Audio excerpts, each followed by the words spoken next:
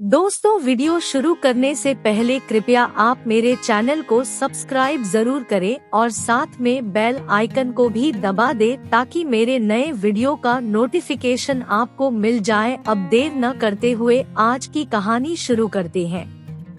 एक कैप्टन 15 सिपाहियों के साथ हिमालय की तरफ जा रहा था। रास्ते में ठंड बहुत थी। कैप्टन ने सोचा, अगर रास्ते में कहीं चाय का इंतजाम हो जाए तो पहाड़ चढ़ने में हिम्मत आ जाएगी। लेकिन रात का समय होने के कारण आसपास कुछ नजर नहीं आ रहा था। कैप्टन और सारे सिपाही चलते चलते थक चुके थे। काफी देर चलने के बाद उन्हें एक चाय की दुकान नजर आई, लेकिन जब वो चाय की दुकान के पास पहुँचे तो उन्होंने देखा दुकान पर ताला लगा हुआ है।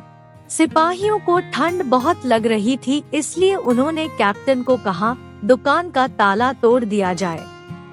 कैप्टन का दिल तो नहीं मान रहा था, लेकिन सिपाहियों के बहुत कहने के बाद उसने ताले को तोड़ दिया।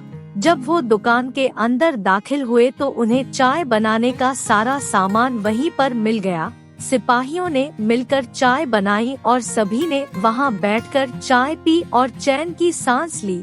कैप्टन साहिब ने जाते हुए अपना पर्स निकाला और उसमें से 1000 का नोट निकाला और चीनी के डिब्बे के नीचे रख दिया और दुकान को अच्छी तरह से बंद करके आगे चल दिए। 3 महीने के बाद वे सभी सिपाही अपने कैप्टन के साथ वापस उसी रास्ते से आ रहे थे। रास्ते में उनको चाय की वही दुकान खुली नजर आई जिसका उन्होंने जाते हुए ताला तोड़ा था। कैप्टन अपने सिपाहियों के साथ आराम करने के लिए उसी दुकान पर रुक गए। उस दुकान का मालिक काफी समय से वहां अपनी दुकान चला रहा था। वो एक साथ इतने ग्राहकों को देखकर बहुत खुश हुआ। वो उनके लिए चाय बनाने लगा। एक नौजवान ने चाय वाले से पूछा, बाबा जी, क्या आप भगवान को मानते हो? चाय वाले ने जवाब दिया, हाँ, बहुत मानता हूँ।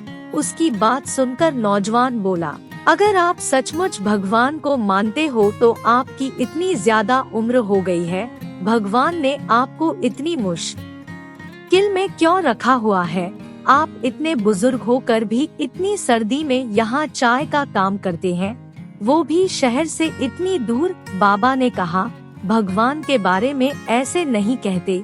भगवान है, काम करना और कर्म करना एक अलग बात है। भगवान हमारे साथ मौजूद है, ऐसा मैंने देखा है। मैं आपको अपनी बात बताता हूँ। कैप्टन और सभी सिपाही बड़ी उत्सुकता से बाबा की तरफ देखने लगे। बाबा ने कहा, मैं बड़ी मुसीबत में था। मेरे इकलौते लड़के को आतंकवादियों ने मार मार कर बुरा हाल कर दिया था। मैं दुकान बंद करके उसको हॉस्पिटल ले गया। मैं उस समय बहुत ही बुरी हालत में था और आतंकवादियों के डर के कारण किसी ने मुझे पैसे भी नहीं दिए। कोई मेरी मदद करने के लिए भी तैयार नहीं हुआ। मेरे पास लड़के के इलाज के लिए भी पैसे नहीं थे।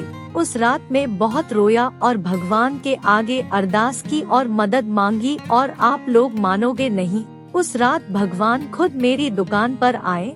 जब मैं सुबह अपनी दुकान पर आया तो दुकान का ताला टूटा हुआ था।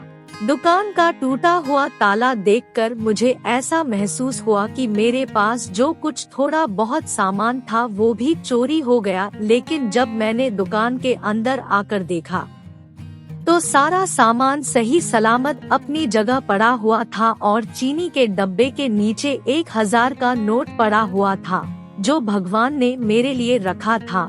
उस दिन 1000 रुपए की कीमत मेरे लिए क्या थी मैं बता नहीं सकता, इसलिए मैं कह रहा हूँ, भगवान है। बाबा की बात सुनकर एकदम सन्नाटा सा छा गया।